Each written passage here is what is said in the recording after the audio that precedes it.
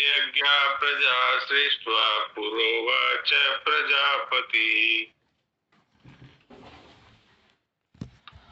वो को छोटा करना है, बड़ा नहीं करना। बोलिए।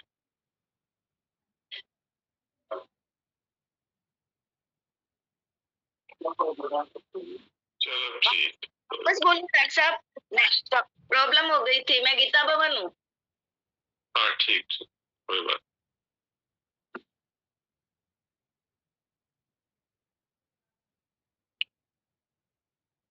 हाँ जय भाई, आज का नित्य स्तुति प्रार्थना सत्संग पढ़िए, एक एक पैरा पढ़ते जाइए। अच्छा ज्योति अग्रवाल दोबारा कुछ बोल रहे हैं क्या? बोलिए। राम राम, प्रणाम। राम राम। ये जो श्लोक है इसका संदर्भ में समझ नहीं आ रहा कि ये किस संदर्भ में कहना चाह रहे हैं कृष्ण भगवान। हाँ तो ये मैं इसका अर्थ बोलना भूल गया। नहीं, वैसे अर्थ भी समझ नहीं आ रहा। हाँ नहीं, मैं बता देता हूँ।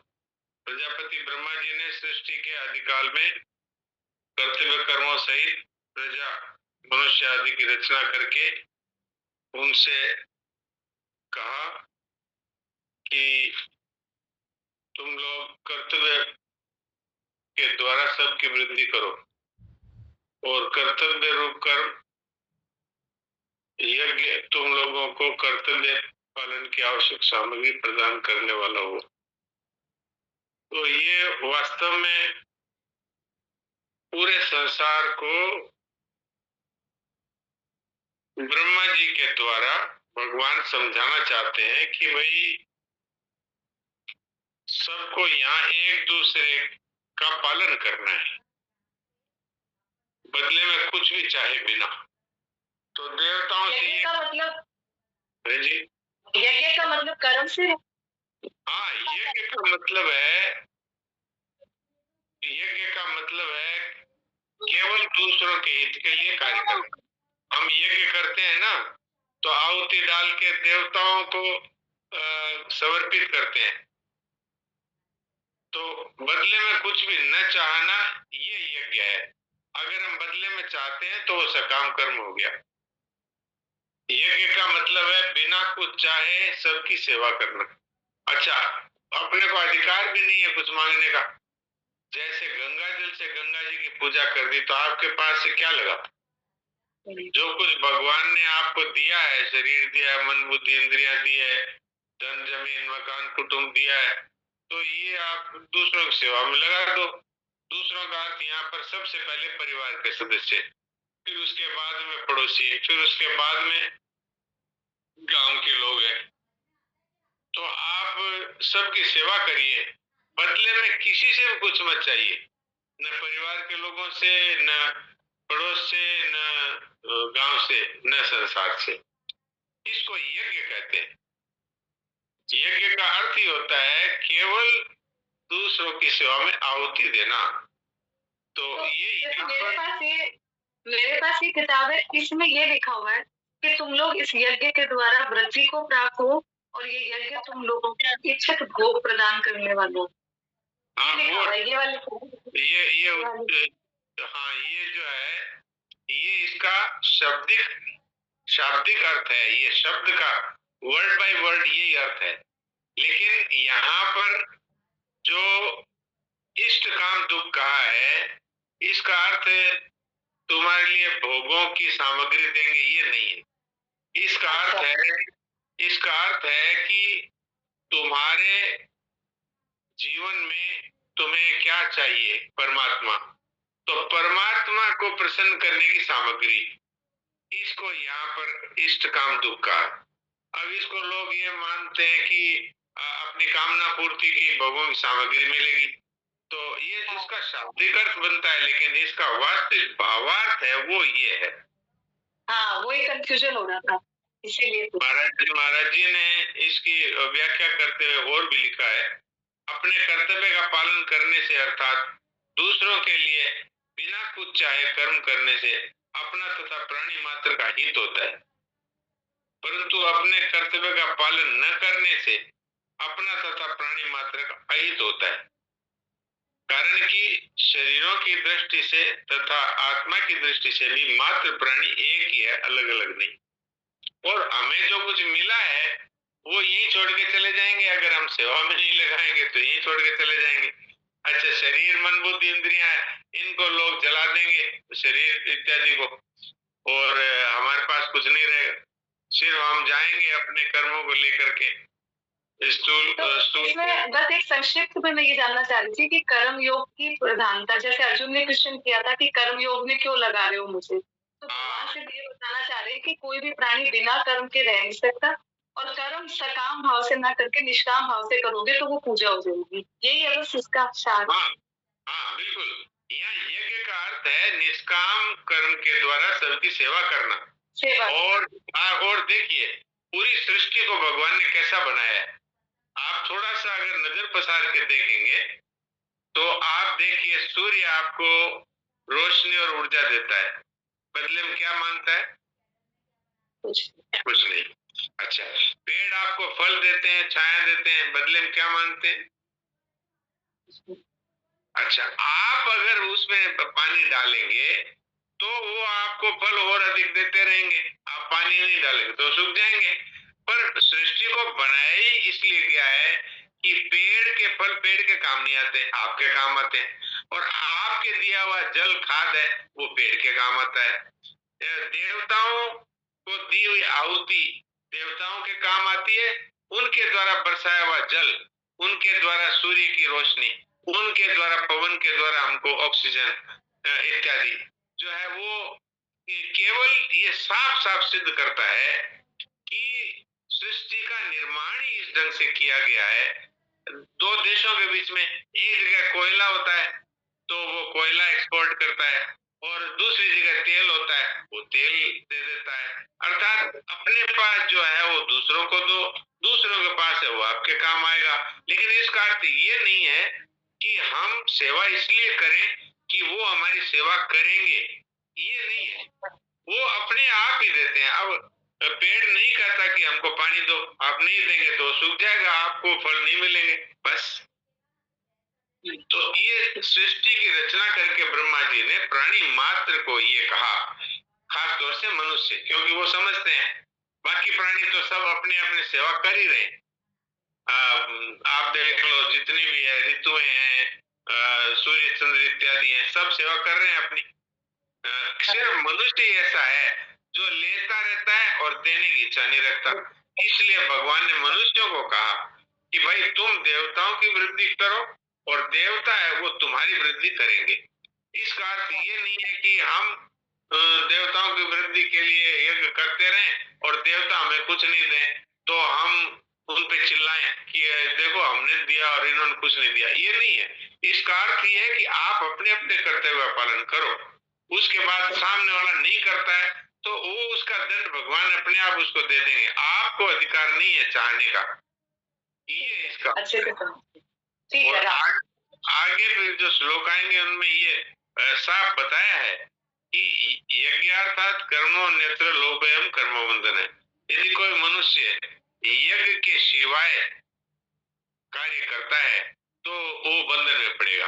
यज्ञ के सिवाय का अर्थ क्या है कि दूसरों के बदले में कुछ चाहना, हाँ कुछ चाहेगा, दूसरों का हित करेगा नहीं, तो क्या होगा, वो कर्म बंधन में पड़ जाएगा, तो फिर उसको नरकों में जाना पड़ेगा, यहाँ भी दुख पाएगा वहां भी दुख पाएगा, ये तात्पर्य। तो आगे राम राम।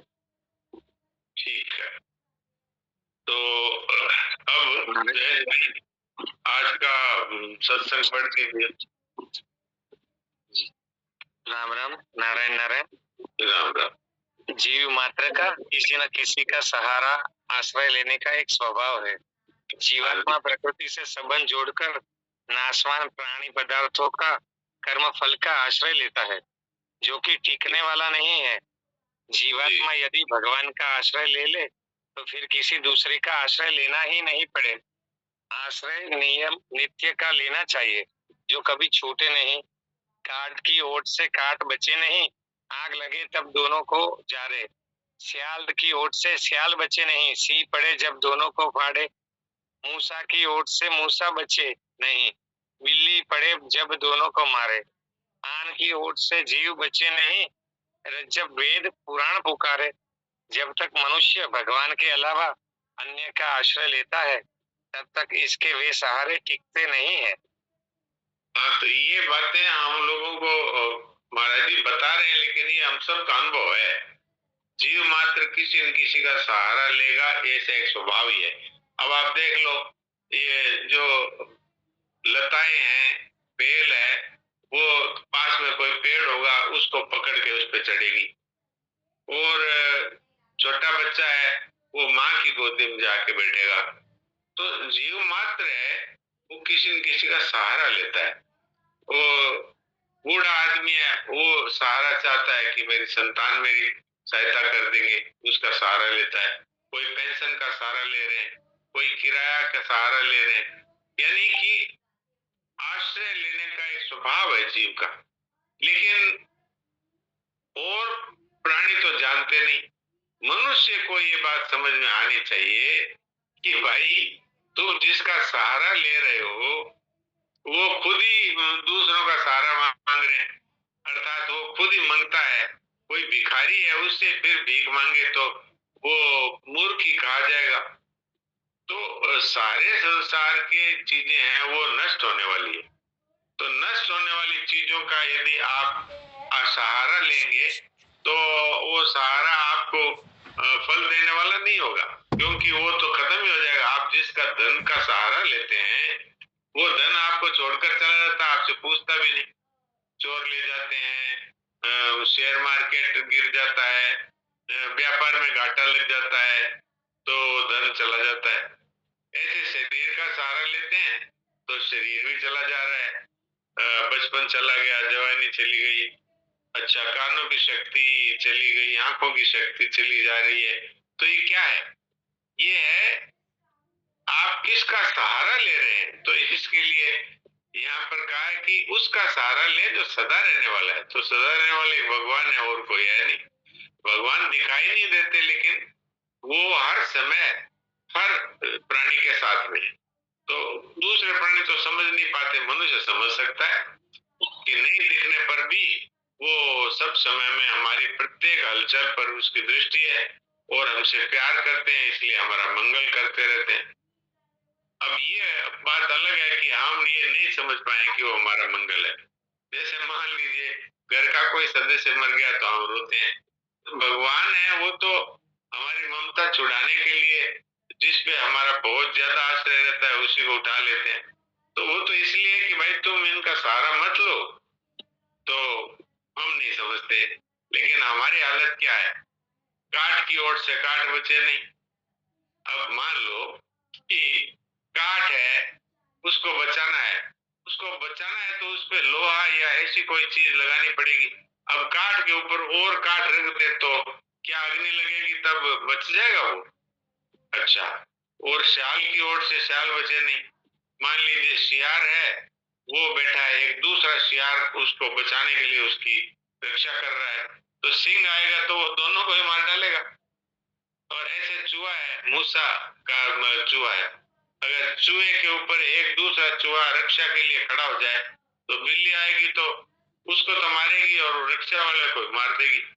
तो ये कहते हैं रज्जब जी, भक्त रज्जब हुए हैं, वो कहते हैं कि आन की ओर से जीव बचे नहीं, दूसरे किसी की के आश्रय से जीव का कल्याण नहीं होगा। रज्जब वेद पुराण पुकारे। जब तक मनुष्य भगवान के अलावा अन्य का आश्रय लेता रहेगा, तब तक वो दुख पाता रहेगा और जन्मता मरता रहेगा। जी आगे। स्वयं अविनाशी होते हुए भी नासवान का सहारा ले लिया। अब नासवान टिकता नहीं और स्वयं मरता नहीं है, और यह जीव अनंत काल तक दुख पाता रहता है।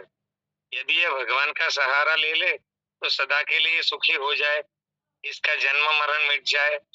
भगवान की शरणागति की बात बड़ी गहरी, सुगम और श्रेष्ठ है, आनंद देने वाली है। एक भगवान के चरणों का सहारा ले ले। मीराबाई ने अपना अनुभव लिखा है, मेरे तो गिरधर गोपाल दूसरो न कोई। भगवान कहते हैं, मम्मी वासो जीवलोके जीवभूत सनातना। जीवात्मा जब से अपने अंशी भगवान से अलग हुआ है, तब से अपनी अपूर्णता मिटाने के लिए किसी न किसी का सहारा लेता है। यदि जीवात्मा भगवान के साथ एकता का अनुभव कर ले, एक भगवान का ही आश्रय ले ले, तो निहाल हो जाए। हाँ, जो अभी बात बताएगी लगभग वही बात इसमें आई है कि हम तो स्वयं है अविनाशी और नासवान का सहारा ले रहे हैं।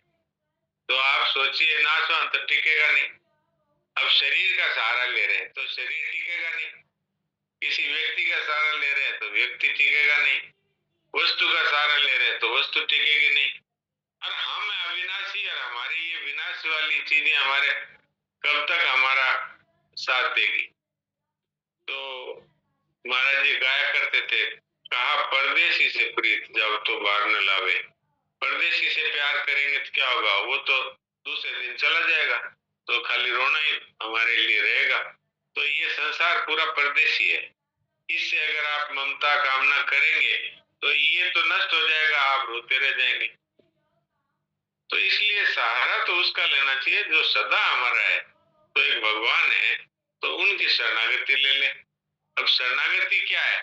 ये है कि हे प्रभु, जो कुछ आपने दिया है वो और मैं सब आपके हैं। अब आप जैसा उचित समझे वैसा कीजिए। अब न तो ममता रखे न कामना रखे। तो मीराबाई ने यही कहा, मेरे तो गिरधर गोपाल दूसरों ने कोई। और भगवान भी कहते हैं कि ये जीव है, मेरा अंश है।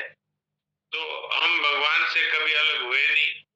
अब हम अपने को अलग मानने लगे, तब फिर हमें अब धन की जरूरत है, मकान की जरूरत है, कपड़ों की जरूरत है और कितनी सारी जरूरतें हैं, क्योंकि शरीर को ही कह दिया ये मेरा है और ये मैं हूँ। अब ये तो मिटने वाला है।